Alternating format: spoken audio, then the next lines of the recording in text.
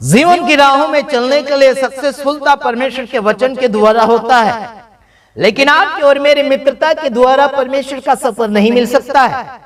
मैं आपको कहना चाहता हूं कि जैसे कि आप विश्वास करते हैं मेरे ऊपर भरोसा करो या फिर परमेश्वर के ऊपर भरोसा करो, अचानक भरोसा करने की आवश्यकता नहीं है, क्योंकि पहला यूहन्ना 4 अध्याय के अंदर खुला लिखा गया है कि आपको किसी के ऊपर भी भरोसा अचानक करना नहीं चाहिए।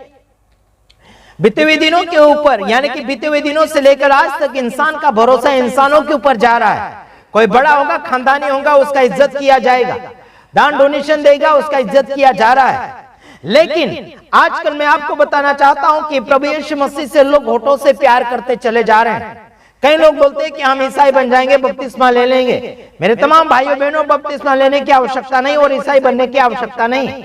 आपको प्रभु यीशु मसीह के ऊपर भरोसा करने के बाद में आपको यीशु मसीह को जानना होगा कि वो कौन है और क्या क्या है, कहां तक आपको यीशु मसीह पहुंचा सकता है। मेरे तमाम भाइयों बहनों, कई लोगों ने आधे रास्ते में अपनी जिंदगी को खराब करके बैठे हैं। कहीं तो शराब पी रहे, कोई तो झगड़ा कर रहा, कोई तो पाप कर रहा, कोई तो भलाई काम करना ही बंद कर चुके हैं। मेरे तमाम भाइयों बहनों, जिसने वादा किया उसने वादा भी नहीं निभाया। प्रभु यीशु मसीह के साथ जीने के लिए काफी लोगों ने वादा किया बपतिस्मा के समय में, लेकिन आज लोग क्या पी रहे हैं? कई दारू के बोतलें खाली कर रहे हैं, कोई बीड़ी पी रहा है, कोई सिगरेट पी रहा है। फिर मुझे बोलते हैं कि आशीष राजकुमार हमारे लिए प्रार्थना करिए ताकि बीड़ी छूट जाए। मेरे तमाम भाइयों बहनों, आपका और मेरा रिश्ता अलग होता है और परमेश्वर के साथ और आपका रिश्ता अलग होता है। परमेश्वर के साथ आपने वादा किया है रिश्ता निभाने के लिए, तो परमेश्वर को बोलिए कि आपका रिश्ता कैसा उसके साथ बन रहा है। मेरे तमाम भाइयों बहनों, जब आपने यीशु मसीह को स्वीकारा तो मुझे पूछकर आपने यीशु मसीह को नहीं स्वीकारा। आपने यीशु मसीह के कर्मों को देखा, उसके कामों को देखा, उसके चिन्ह चमत्कार को देखा, उसके बाद में आपने यीशु मसीह के ऊपर भरोसा किया। और आपका भरोसा हम नहीं बना सकते। आपका भरोसा कहां तक का है? क्या केवल आशीष हासिल करने के लिए, चमत्कार हासिल करने के लिए, या फिर अपना घर या फिर अपनी नौकरी धंधा बनाने के लिए यीशु मसीह के ऊपर भरोसा किया? क्या यीशु मसीह सब कुछ देता है? यीशु मसीह के ऊपर भरोसा करने के बाद में सब कुछ मिलता है, ऐसा करके लोग आ जाते हैं लालच का भावना लेकर। लेकिन ऐसा बिल्कुल ना करें मेरे तमाम भाइयों बहनों। प्रभु यीशु मसीह लालची से नफरत करता है, क्योंकि ये वरदान और ये आशीष परमेश्वर की ओर से नहीं है। लालच करना शैतान का आदत होता है और लालच की भावना शैतान ने आदम और हवा के अंदर डाली थी और वही भावना आज संसार में बढ़ती चली जा रही है। आज सेवक सेविका के अंदर भी लालच की भावना होती है। बहुत ही ऐसी उम्मीद होती है, थोड़ा सा दे दे तो उसको वाह वाह करेंगे। बीते दिनों में हमारी तारीफें काफी लोगों ने किया। कभी मैंने 5,000 दिए, कभी 10,000 दिए, कभी कुछ मदद किए, कभी कपड़े दिए, कभी खाना दिया हमने कई कन्वेंशन मीटिंगों में। तब हमारी वाह वाह कर रहे थे लोग। जब हमारे ऊपर मुश्किलें आ गई तो कोई आकर सहायता मदद करने के लिए राजी नहीं हुए। मैं आजू बाजू वाले लोगों की बात कर रहा हूं, दूर वाले लोग तो मेरे ऊपर बहुत फोन किए। वो मुझसे प्यार और मोहब्बत करते, रात भर फोन आते रहे लोगों के। कैसा है आशीष, क्या है, कैसा है, क्या प्रॉब्लम, क्या समस्या, कैसे हुआ, क्या हुआ, बहुत कुछ पूछताछ कर रहे थे। मैंने बताया मुझसे प्यार करने वाले बहुत लोग हैं, देश विदेश में पाए जाते हैं लोग हमारे, उन्हें मैं धन्यवाद देता हूं। प्रभु आप सबको आशीष करें। मुझे बस आप उत्साहित करते रहिए और प्रभु में बस हम एक रिश्ता बनाए रखें। वो भी हम प्रभु में एक कुटुंबित लोग हैं और हम एक दूसरे को नुकसान ही पहुंचाने वाले नहीं, बल्कि एक दूसरे को मलम पट्टी करने वाले, एक दूसरे को सहारा देने वाले, एक दूसरे को मजबूत करने वाले, परखने वाले और जांच कर आगे की ओर उन्हें बढ़ाने वाले। आप अगर कुम्हार के पास जाएंगे, कुम्हार मटके को इतना पीटता है कि पूछो मत। पीट कर उसे बाद में भट्टी में डालता है और भट्टी में जब डालता है तो कोयला, बड़ा अच्छा कोयला डालता है उसके ऊपर नीचे, है ना, उसे ढक देता है। फिर आग से इतना तपाता है उस मटके को कि वो मटका भी लाल बन जाता है। फिर उसे ठोक कर देखा जाता है क्या वो टूटा फूटा है या फिर अच्छा है, अच्छा दाम लाने के लायक है या फिर कुछ भी दाम नहीं लाने के लायक है। उसे चेक किया जाता है ठोक ठाक कर। उसी प्रकार से मसीह भाइयों बहनों को भी, अन्य लोगों को भी और खुद को भी आप परख लीजिए, है ना। कौन सी बातों को सहन कर सकता है, कौन सी बातों को नहीं सहन कर सकता है, इसमें भी आपको और मुझे परखना चाहिए। अगर नहीं सहन हो रहा वहां पर, तो सहन करने वाला सहनशीलता बना लीजिएगा। हालेलुया। हम कई बार ऐसे बोलते हैं, ठोक देंगे, मारेंगे, पीटेंगे, ऐसे बोलते हैं, लेकिन ये सारी बातें मद्देनजर रखते हुए वचनों के ऊपर जाती है बातें। हम वचन से ही लोगों को ठोकते हैं, वचन से ही लोगों को मारते हैं, ताकि वो सही मार्गदर्शन में आ जाए, सही रास्ते पर आ जाए। लेकिन आज समझने वाली आत्मा इंसान के जीवन में नहीं है, परखने वाली आत्मा इंसान के जीवन में नहीं है। केवल ना समझ वाली आत्मा पाई जाती अधिकतर मसीह समाज में। तो ना समझ वाली आत्मा दूर करो और समझदार आत्मा अपने जीवन में लाओ। आइए हम वचन को पढ़ते हैं। पढ़ लेते पहला यूहन्ना 4 का 1 वचन। हे प्रियो, हर एक आत्मा की प्रीति न करो, वरन आत्माओं को परखो कि वह परमेश्वर की ओर से है कि नहीं, क्योंकि बहुत से ऐसे झूठे भविष्यवक्ता जगत में निकल खड़े हुए हैं। हर एक आत्मा के ऊपर भरोसा मत करो, यह वचन कहा जाता है। हर एक आत्माओं के ऊपर भरोसा मत करो, क्योंकि क्यों हर एक आत्माओं के ऊपर भरोसा मत करो, वरन का मतलब है लेकिन आत्माओं को परखो कि वे परमेश्वर की ओर से है कि नहीं, क्योंकि बहुत से ऐसे झूठे भविष्यवक्ता यानी कि बहुत से झूठे भविष्यवक्ता जगत में निकल खड़े हुए हैं, निकल कर खड़े हो चुके हैं, वो आज भी मौजूद है। लेकिन उनके बारे में भी हम बताते चले आ रहे हैं आप लोगों को कि उनको आप परखो। तेल पानी बेचने वाला झूठा भविष्यवक्ता है, सीधी और सिंपल बात। तेल पानी बेचने वाला झूठा भविष्यवक्ता है, चाहे वो कोई भी हो। समझ आता कि नहीं आता? और उन्हीं झूठे भविष्यवक्ता के पीछे चलने वाले वो झूठे लोग होते हैं। समझ आता कि नहीं आता? मैं सीधा सट आपको बता रहा हूं कि झूठे के पीछे चलने वाले ही झूठे होते हैं। अभी तेल पानी बेचने वाला कौन है? बाइबल के अनुसार मुझे प्रूव करके आप बता दीजिए। कोई भी लोग सुन रहे हैं, मसीह समाज को मैं बोल रहा है, मसीह समाज में इतने लोग ऐसे निकल खड़े हो जाएंगे, यहाँ लिखा है कि है ना, झूठे भविष्यवक्ता जगत में निकल खड़े हुए हैं, निकल खड़े हो चुके हैं। तेल पानी बेचने वाला झूठा भविष्यवक्ता है। अन्य भाषा बड़बड़ करेगा और उसका अनुवाद नहीं करेगा, वो झूठा व्यक्ति है, क्योंकि उसका खुलासा ही नहीं दे रहा है। जो खुलासा नहीं करता है वो झूठा है। सीधी और सिंपल बात कहा जाता है यहां पर। झूठा व्यक्ति वो है जिसका कोई खुलासा नहीं कर रहा है। हेलो, तेल पानी बेचता है, रुमाल बेचता है, वो नंबर 1 झूठा भविष्यवक्ता है। चाहे मैं हो गया या फिर कोई भी हो गया, अगर गलत कारनामा कर रहा है बाइबल से बाहर होकर, तो वो झूठा भविष्यवक्ता पाया जाता है। मैं आपका विरोध नहीं कर रहा हूं, मैं केवल बता रहा हूं कि जो बाइबल से मैचिंग नहीं होता है सेवा करते हुए क्षेत्र में, वो व्यक्ति झूठा भविष्यवक्ता है। और जो अन्य भाषा में बड़बड़ करता रहता है, अबलाबा शबलाबा बारा बारा रीबीरी करता है और उसका अनुवाद नहीं करता, उसका खुलासा ही नहीं करता है, तो वो झूठे में पाया जाता है। वो नासमझ व्यक्ति पाया जाता है, जिसको खुद को भी समझ में नहीं आता है और दूसरों को भी नहीं समझा रहा है। उस व्यक्ति को नासमझ कहा जाता है और मूर्ख में गिना जाता है। कहिए, कुछ भी कहना होगा, आप जो भी ऑब्जेक्शन उठाना चाहे ऑब्जेक्शन उठा सकते हैं बाइबल के अनुसार। आप मुझे समझाइए, अगर मुझे नहीं समझ में आता है तो आप समझाइए।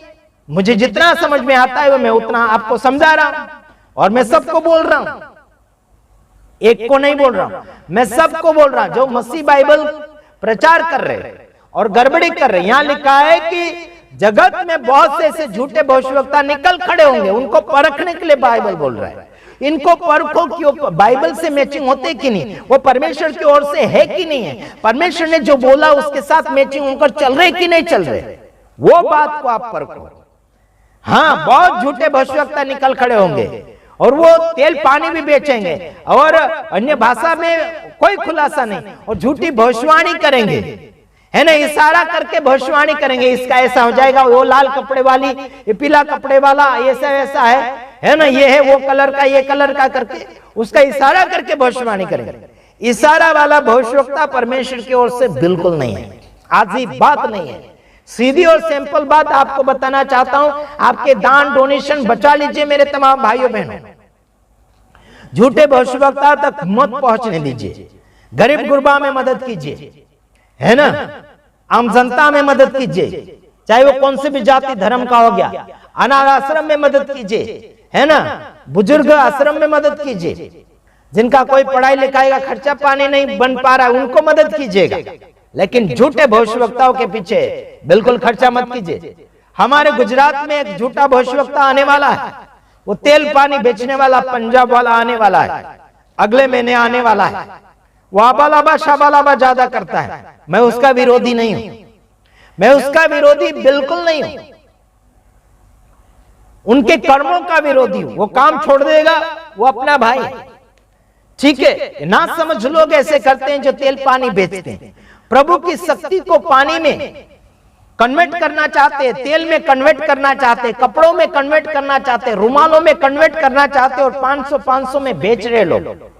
गुजरात में एक आकर चला गया पंजाबी प्रचारक, वो 500 में रुमाल बेचकर चला गया। उसके ऊपर कोई एक्शन नहीं लिया, उसको कोई भी कुछ नहीं बोल रहा। अगर मैं बोलता हूं तो मेरे ऊपर लोग हमला करते, जानलेवा हमला करने दीजिए। कितना हमला करेंगे? जो झूठा है उसको हम झूठा ही बोलेंगे, जो सच है उसको सच बोलेंगे। और झूठे के पीछे चलने वाला व्यक्ति ही झूठा है, सीधी और सिंपल बात। अगर किसी ने चमत्कारी रुमाल खरीद लिया है ना, तो वो झूठा व्यक्ति, खरीदने वाला ही झूठा व्यक्ति, भले वो विश्वासी होगा या पास्टर होगा।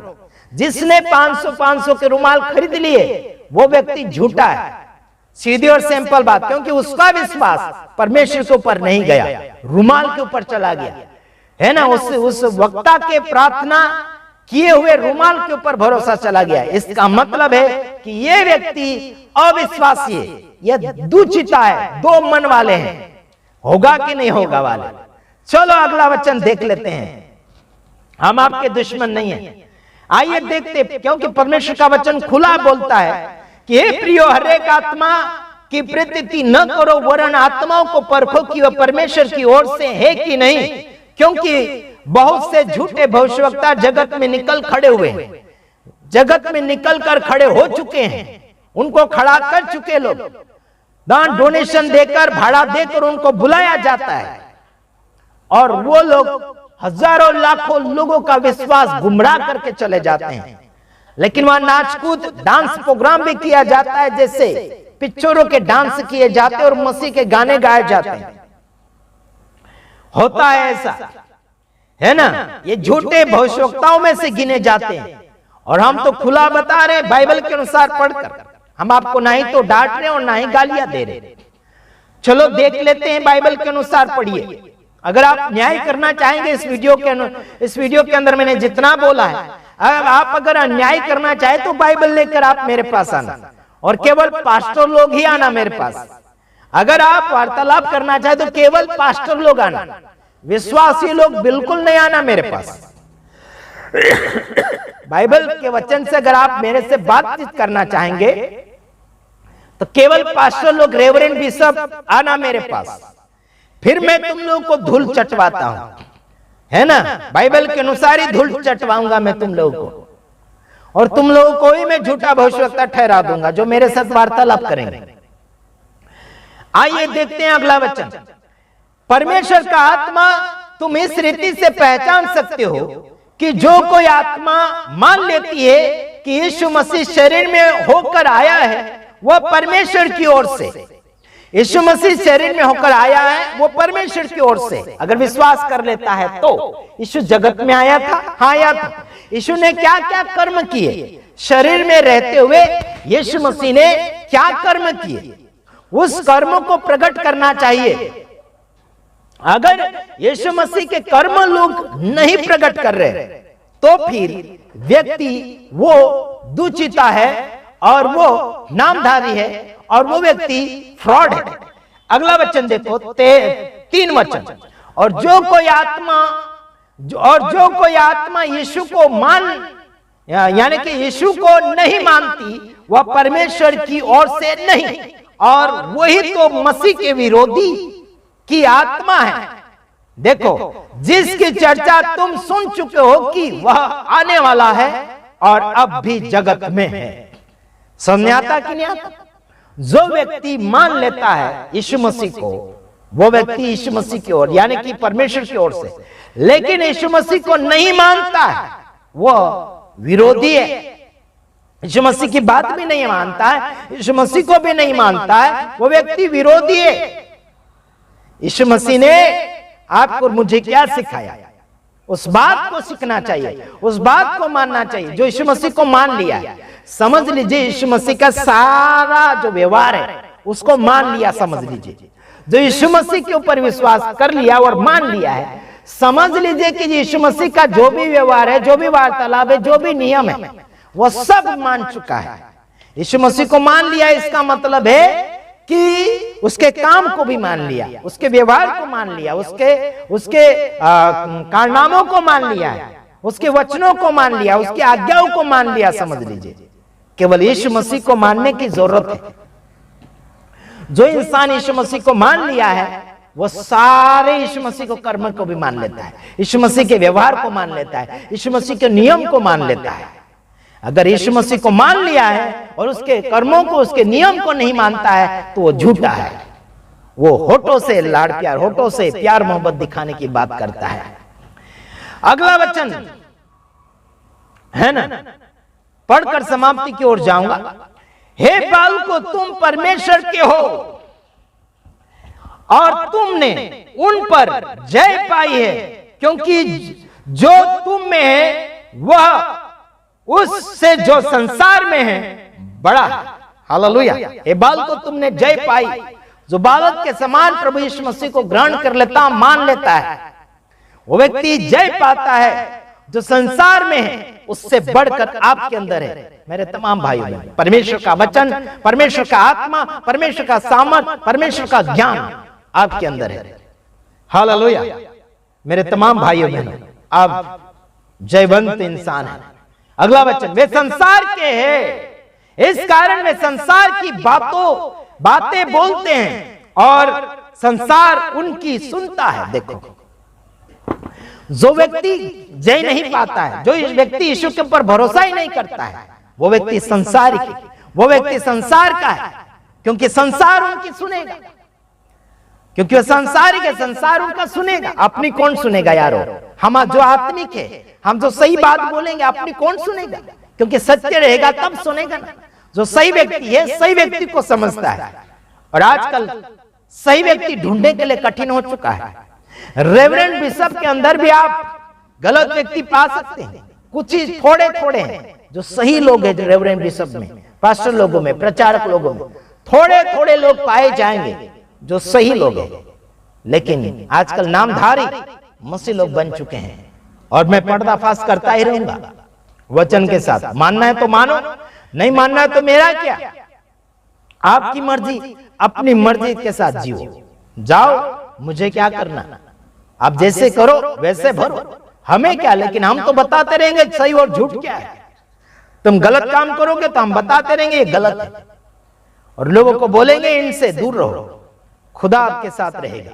आमीन।